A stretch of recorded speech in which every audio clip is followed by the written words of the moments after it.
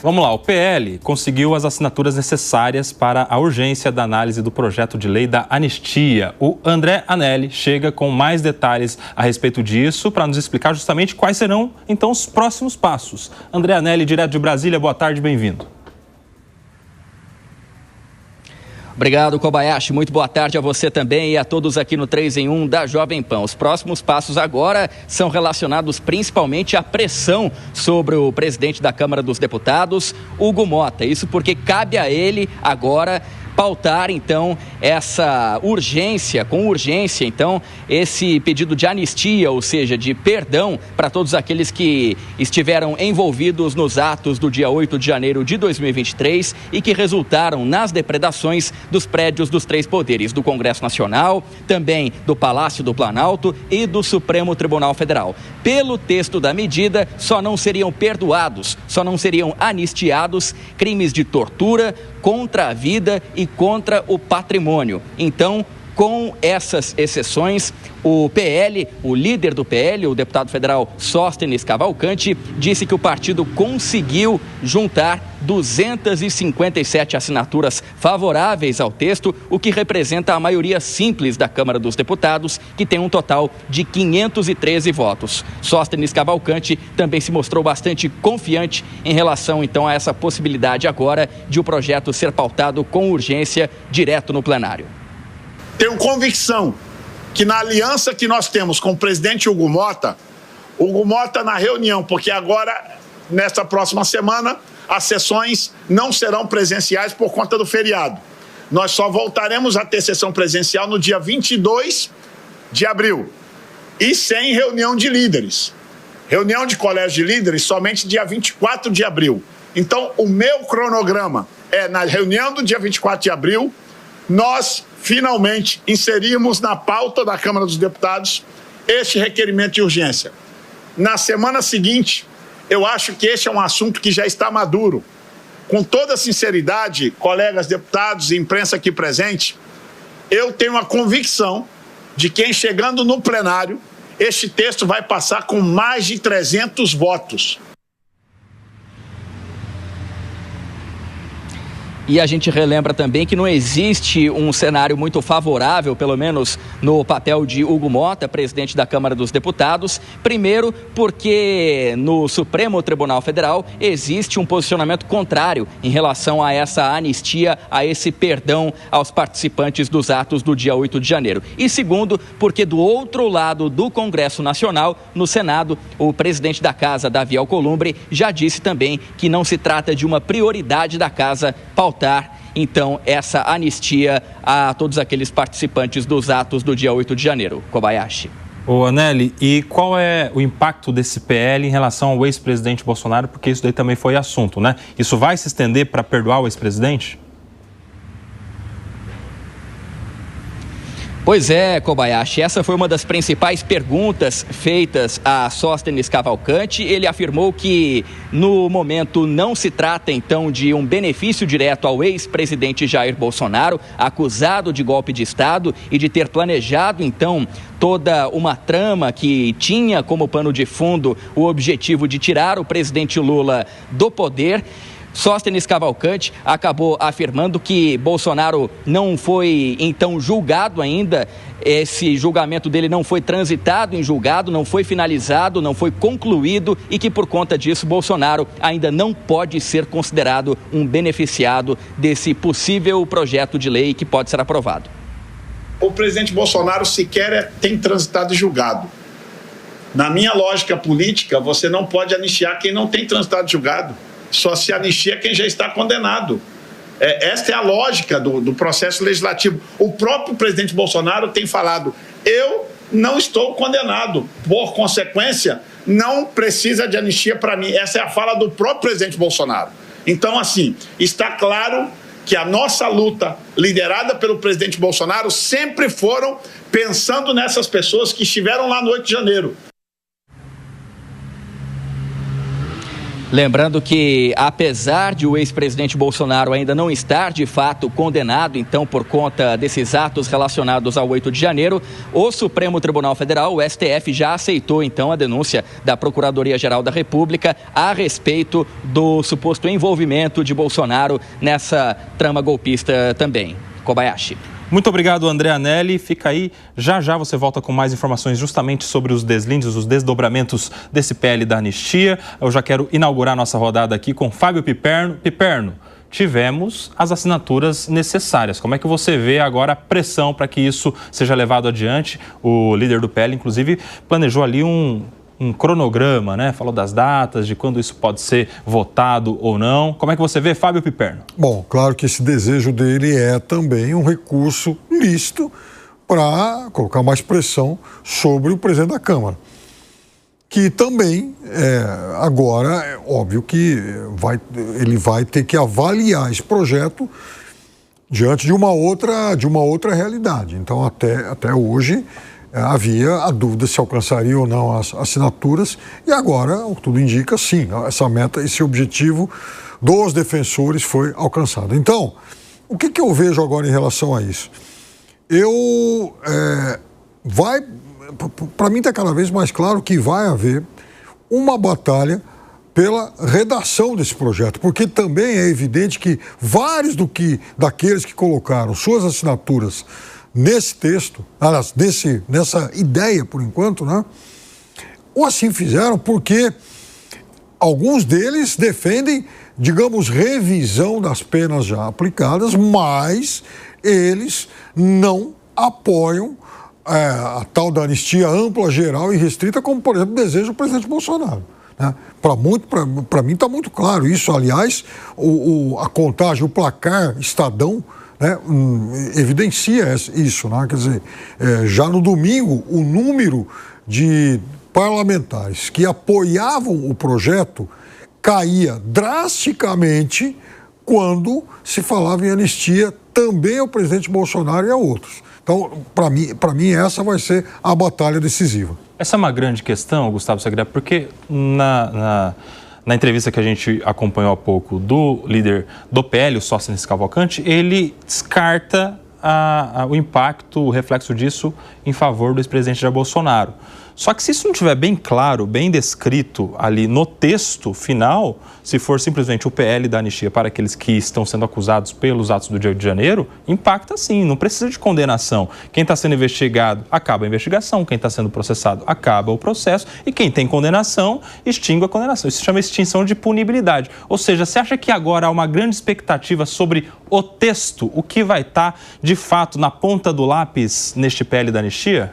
Primeiro, Nelson, que a oposição tentou, eu ontem mesmo mencionei a minha dúvida a respeito de por que demorou tanto para conseguir as 257 assinaturas. E tudo me leva a crer, e conversei com algumas lideranças da direita, que a manifestação do domingo foi uma pressão importante para aqueles que estavam duvidando. Inclusive, tem 100 deputados que são parte dos partidos que fazem a formação da base aliada do governo, e que isso incomodou o governo, que assinaram para que a PL seja tratada. Claro que esse objetivo, e eu ouvi da boca do presidente Bolsonaro, ninguém me contou, que o objetivo dessa lei não era conseguir anistia para ele. Eu ouvi, não me contaram. Então, e eu acredito nessa fala. Mas o objetivo não é amnistiar a todo mundo. Eu ontem passava nas redes sociais algumas imagens desse dia, do dia 8, de uma pessoa que tinha um haste na mão e ia quebrando tudo que tinha na frente.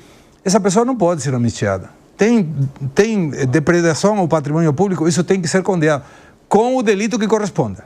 Aí tudo bem. E me parece que essa PL não precisa amnistiar o presidente Bolsonaro, e justifico. Quando essa PL seja tratada, e o objetivo é dosimetria da pena, não podemos colocar uma organização criminosa armada quando a arma era um batão. E aí a desculpa era, não, mas tinha policiais aí que poderiam ter armas e poderiam correr o risco de pegar a arma. Em 2017 também. E ninguém foi preso, ninguém foi processado, ninguém foi investigado e ninguém está preso agora. Mas se tiver essa dosimetria, vai colocar uma objetividade na eventual sentença contra o Bolsonaro, porque nós temos, e estou armando até um quadrinho, um PowerPoint, com tudo que nós conversamos aqui durante muito tempo. E o Piperno lembrou algumas dessas questões. A tentativa de atentado contra o aeroporto, a queima dos ônibus no dia da diplomação do presidente Lula, as pessoas nos quartéis, o 8 de janeiro, aquela pessoa que se explodiu com fogos artifícios, enfim, uma série de ações, a minuta, tentativa do golpe, a reunião de 11h30, que Piperno sempre lembra aqui, em que alguns deputados pediam o artigo 142 da Constituição, tudo isso é um esquema que vai se colocando num painel. Mas se não tiver um link entre eles, e nesse link não estiver Bolsonaro, vai ser muito difícil para o STF justificar uma sentença de muitos anos. Então me parece que essa PL tem como objetivo dosimetria da pena para que aquelas pessoas que estavam aí, que foram para uma manifestação pacífica e se encontraram numa depredação, tenham as penas que correspondam. E não é para passar pano em ninguém. E isso vai também pressionar para a sentença eventual, porque todo mundo já sabe que o Bolsonaro já está sentenciado junto com um monte de gente, mas a quanta quantidade de anos? E aí pode entrar essa PL. Mas esse projeto ele não pode mexer em dosimetria. Pena está muito bem determinado, né? No Código Penal, tá? O que é infração e qual a punição que corresponde a cada infração. Por mais que esse projeto dê aí piruetas e faça coisas mirabolantes, ele não pode, por exemplo, ele não vai ter como interferir no tamanho de uma pena, por exemplo, para um crime qualquer. Não, isso aí, o Piperno, diretamente, viu? Porque indiretamente acaba conseguindo. Por exemplo, se a anistia for para os delitos do artigo 359 tal e tal. Claro. Aí eles passam a responder por outros delitos mais brandos. Então, e aí a pena final sai de 14, 15, 17 para uma pena menor. Aí chegamos, então vamos situar uma outra coisa. Quer dizer, chegamos a uma outra questão. Não se trata de dosimetria, se trata de anistiar alguns crimes, algumas sentenças. É essa a questão, não é mexer na duração da sentença. Mas é que o objetivo final é diminuir a quantidade das penas. Você deu o nome que quiser. Fala aí, para fechar. Eu acho que o grande problema é o seguinte, muitas pessoas ali, aliás, todas elas, foram julgadas pelo crime de tentativa de abolição do Estado Democrático de Direito e golpe de Estado. Aliás, eu acho muito parecido e essa soma me parece equivocada. E aí, como é que eu consigo comprovar, por exemplo, que a Débora, que estava lá com batom e que escreveu numa estátua, como é que materialmente, porque o direito ele não é feito, né? É diferente de um documentário, de um artigo, ele precisa da prova concreta, material. Ele não é feito apenas de interpretações, ilações e hipóteses. Então, como é que eu consigo comprovar que a Débora que estava ali e que escreveu com batom que ela queria dar um golpe de Estado, sendo que ela nem entrou dentro dos poderes, e mesmo que ela tivesse entrado, isso também não é garantia que ela queria dar um golpe de Estado. Então, como é que eu comprovo isso materialmente, concretamente? Como eu não tenho provas disso, ela não deveria ser julgada por esses crimes, nem ela, nem os outros. Agora, anulei o crime que seria o que deu mais condenação, tentativa de abolição do Estado Democrático de Direito e golpe de Estado, aí acabou. Aí essas pessoas, naturalmente, como você bem pontuou, Cobá, vão ser julgadas por vandalismo, o que está correto. E agora, diretamente, objetivamente, e a força desse PL? Vocês acham que vota? E dentro de um mês a gente tem isso sendo votado na Câmara dos Deputados? E aí? Vamos lá, Gano. Paulista estava lotada, pressão parlamentar. Eu acho que agora o Mota vai ter que descer do muro, né? Deixar de tucanar aí e vai ter que colocar em votação. Se vai passar ou não é outra questão, mas é uma pauta da sociedade, Fábio. Vai ceder a pressão com base nas assinaturas, ô Fábio Piperno? Eu acho que com base nas assinaturas, talvez. No caso da Paulista, não. Paulista já esteve muito mais lotada aqui, isso dezenas de vezes. É foi um Agora bom público. Ponto. Sommelier de contagem. Até porque há uma contagem e a gente é só comparar com o outro. Não, já teve mais lotada, mas estava lotada. Muito mais. Não, né? Enfim, tinha menos que um estádio de futebol. Já fiz essa comparação aqui. Agora, outra coisa. Inclusive as últimas pesquisas de opinião apontam que a maior parte da população é contra o projeto. Fala aí, Segre, para fechar. Não, vai votar, não vai votar? Eu acho que vai votar. Se votar, sim. passa, não passa? Acredito que é importante também ressaltar o trabalho de corpo a corpo que fez Cavalcante. Foi esperar as pessoas no aeroporto, acompanhar as pessoas no aeroporto, mostrar que era necessário tratar o assunto. E agora, não interessa, claro, a oposição vai querer que aprove.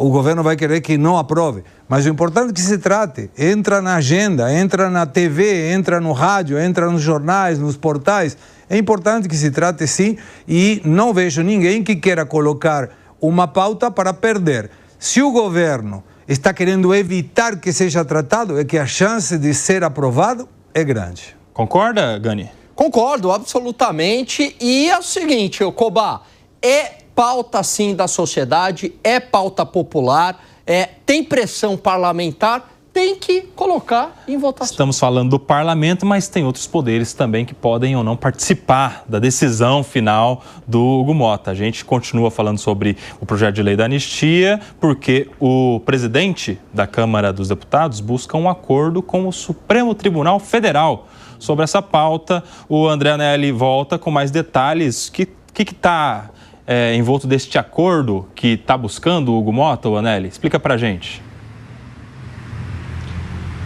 Pois é, Kobayashi, é justamente isso que vocês vinham debatendo muito bem aí no estúdio, é a questão da dosimetria, do tamanho das penas. O presidente da Câmara dos Deputados, Hugo Motta, já deu manifestações de que considera as penas que foram então arbitradas pelo Supremo Tribunal Federal seriam excessivas e um caso específico e que tem sido utilizado como exemplo é justamente então o daquela mulher que acabou pichando com batom a estátua em frente ao Supremo Tribunal Federal. E a partir desse entendimento, Hugo Motta tem buscado uma espécie de consenso entre executivo e judiciário para que então a anistia que pode ser votada na Câmara dos Deputados acabe não gerando uma crise institucional entre os poderes. Ainda não se sabe exatamente qual seria essa alternativa, mas ela passa realmente pelo recálculo, então, das penas aplicadas a todos aqueles participantes dos atos do dia 8 de janeiro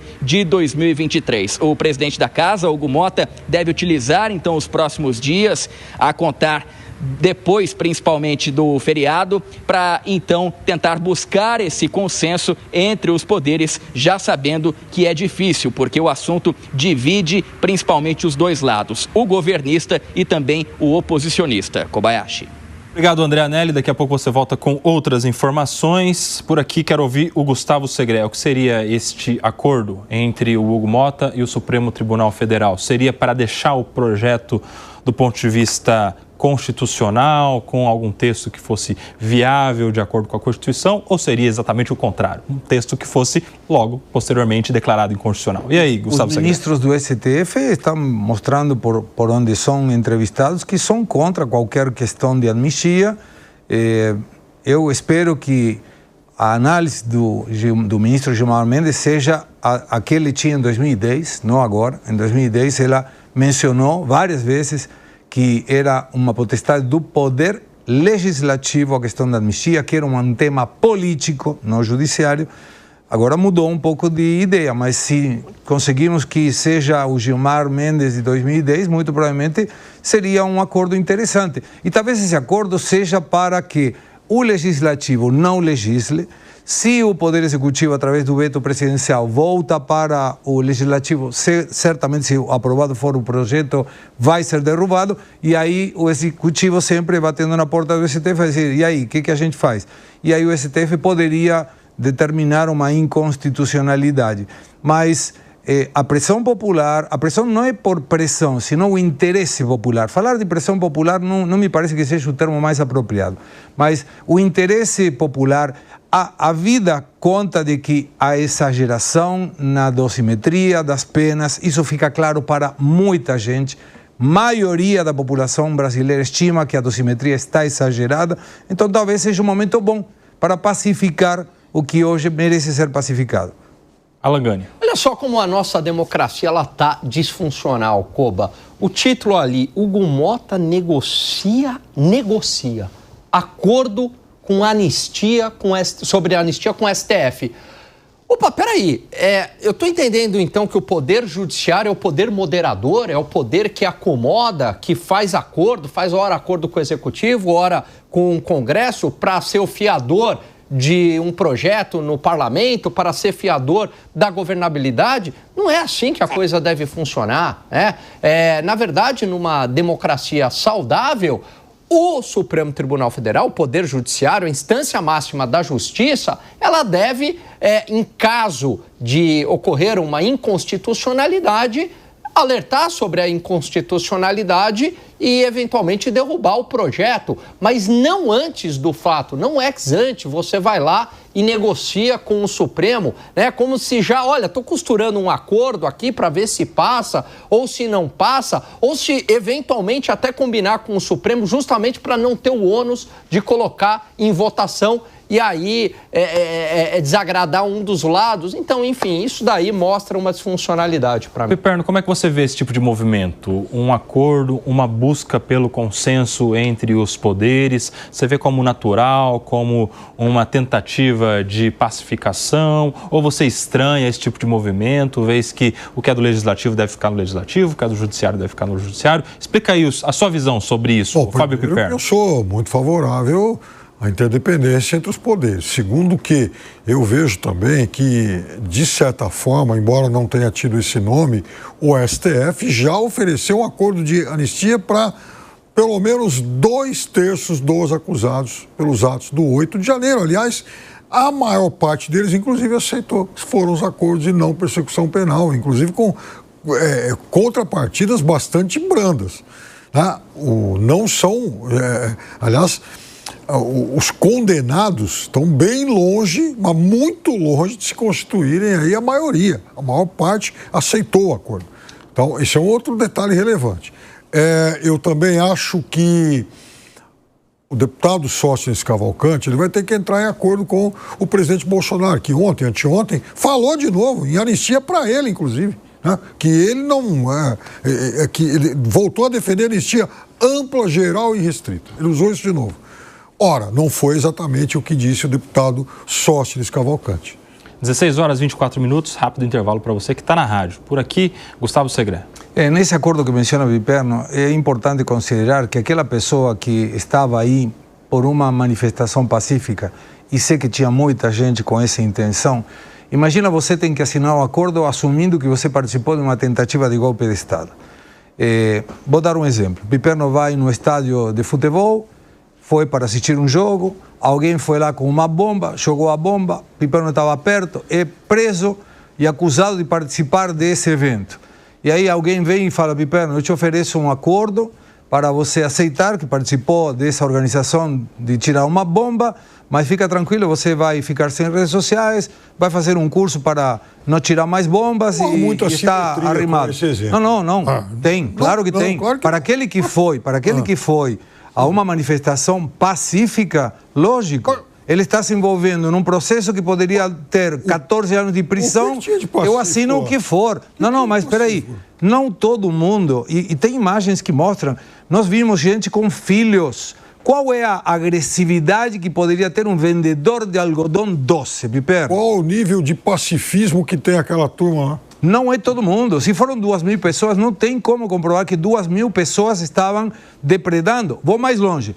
Aonde que entra, porque ainda não vi, o G. Dias dentro desse processo aqui? Ele até oferecia água para as pessoas que estavam aí. Por que ele não é parte do processo? Logicamente vai ser parte, com certeza, dos defensores de aqueles que estão sendo acusados, chamar ele como testemunha e falar, me conta aí o que você fez. O próprio presidente Lula mencionou numa declaração que as portas do Palácio do Planalto estavam abertas.